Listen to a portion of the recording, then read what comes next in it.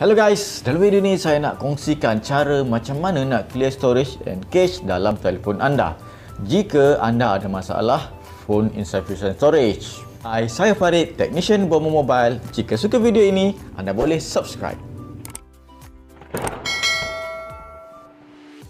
Untuk clear storage ni, anda perlu tahu dalam app smartphone akan ada pertambahan dari segi storage usage.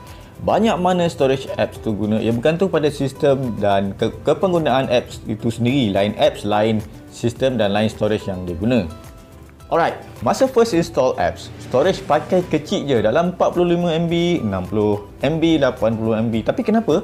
Lama-lama kelamaan storage usage ni makin besar.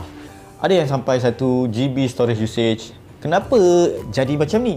Ni guys, dalam app smartphone, Android akan tersimpan files-files tertentu dalam aplikasi itulah. Dan untuk operate apps, akan ada files lain yang perlu di-download atau macam files update, macam itulah. Jadi akan ada banyak storage usage dalam phone. Kalau apps social media, Facebook, Instagram ataupun TikTok, akan ada media files ataupun temporary files yang simpan dalam app files seperti gambar dan juga video yang kita tengok lah. Kalau e-commerce apps macam Shopee, Lazada, Zalora, anda akan view products images, videos dan macam-macam lah. Jadi files yang anda view akan disimpan dalam files app tu. Jadi akan ada banyak storage lah. Kalau game pula, ada download karakter ataupun download apps ataupun anda move to another level yang perlu SIM baru, those things akan ada pertambahan storage usage lah. So that's why storage usage anda makin lama makin penuh. Okey, sebelum kita buat clearance cache dan storage ni, anda perlu tahu data-data dan juga information anda akan hilang lah. Contoh mungkin save files yang kita guna dalam apps tu, macam contoh login access lah, macam Facebook ataupun Instagram, Lazada. So bila anda dah clear cache and storage ni, anda perlu login semula lah. Benda lain lah, mungkin lagi macam contoh anda buat video editing ataupun save file yang anda generate daripada apps tu, okay, dia juga akan hilang lah sebab anda dah clear cache dan juga storage dalam apps tu. Okay, jom kita buat storage clearance. Alright, so pergi kat setting. Okay, ni adalah setting phone, saya punya phone lah. Alright, so sekarang ni kita nak cari storage setting. Okay, kat dalam, kalau dalam phone ni pergi kat additional settings. Okay, sekarang ni saya dah jumpa saya punya storage dekat sini. Alright, so ini adalah storage. So tap dekat storage. Ni apps yang kita nak clear storage cache dengan dia punya file lah. So pergi tap dekat apps.